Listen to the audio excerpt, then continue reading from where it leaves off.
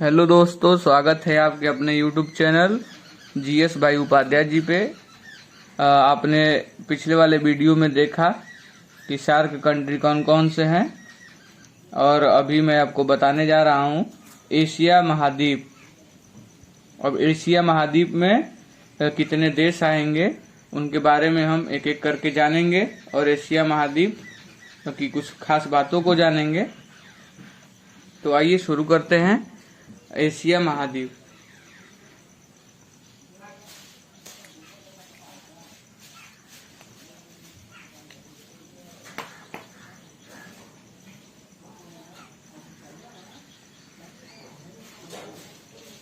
Asia महाद्वीप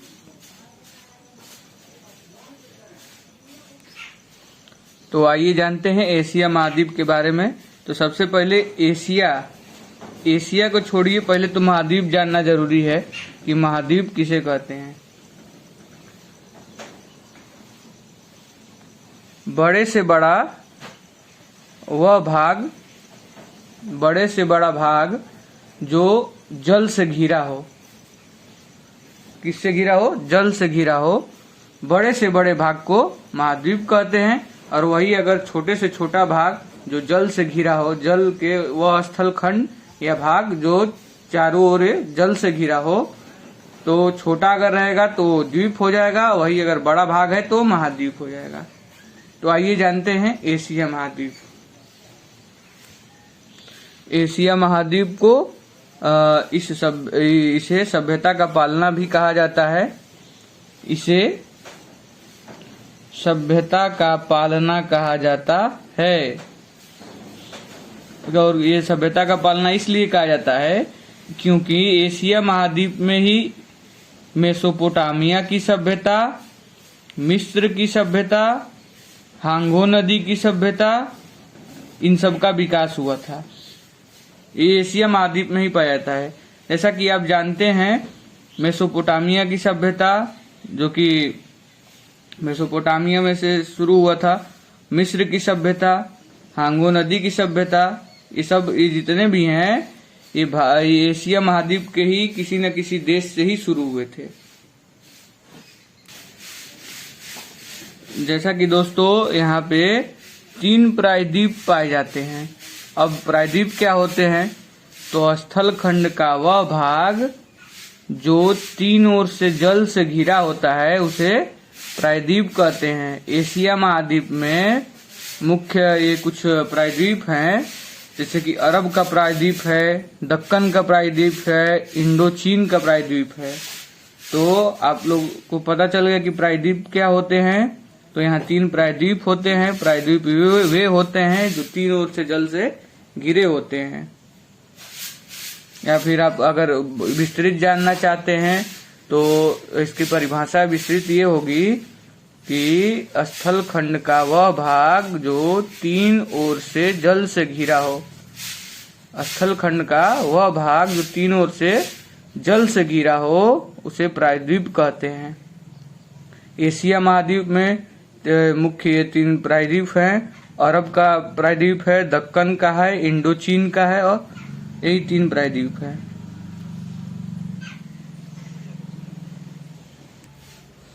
मैं आप सबको ये बता दूं कि एशिया को यूरोप महाद्वीप से यूराल पर्वत जो है वो अलग करता है। एशिया को यूरोप से यूराल पर्वत अलग करता है। और ये कैस्पियन सागर भी है जो यूरोप से इसको अलग करता है। फिर काकेशस पर्वत है, ये भी यूरोप से एशिया को अलग करता है। तो क्वेश्चन पूछेगा कि यूरोप से एशिया को कौन अलग करता है? तो अगर पर्वत पूछेगा तो यूराल पर्वत है, काकेशस पर्वत है। और अगर सागर पूछेगा तो कैस्पियन सागर है। यहाँ प्रमुख स्थलबद्ध देश हैं एशिया महाद्वीप में। स्थलबद्ध मतलब जो स्थल से, जहाँ स्थल ही हो, समुद्र न हो। स्थलबद्ध देश और भू आवेशित देश मतलब कि जहां बस जमीन हो, पहाड़ हो, उसे स्थलबद्ध या फिर भू आवेशित देश कहते हैं। जो ये एशिया महाद्वीप में है वो कौन कौन से हैं, तो आइए देखते हैं। वो है आपका कजाकिस्तान। आप यहाँ पे मैप में अगर उठा के देखेंगे तो इसके अगल बगल समुद्र नहीं है, यहाँ पहाड़ है और ये कुछ मरुस्थल है। ये Kyrgyzstan, Turkmenistan, Tajikistan, Uzbekistan, Afghanistan, Mongolia, Nepal, Bhutan, Laos, ये सब जो प्रमुख देश हैं ये स्थलबद्ध देश हैं जहाँ जमीन है और पहाड़ हैं। तो आइए हम कुछ इम्पोर्टेंट जान लेते हैं कि हिमालय पर्वत एशिया में से क्या भूमिका निभा रहा है, अराकाम पर्वत अपनी क्या भूमिका निभाता है, हिंदुकुश पर्वत क्या भूमिका निभाता है।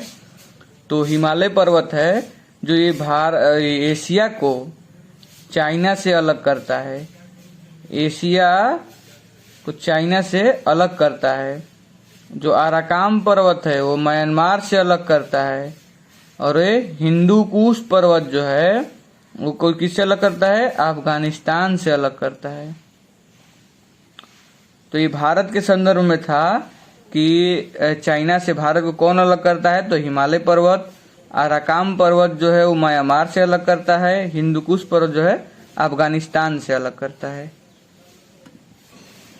तो आपको ये एशिया की कुछ जानकारी थी, आपको कैसी लगी आप कमेंट सेक्शन में जरूर बताएं। धन्यवाद।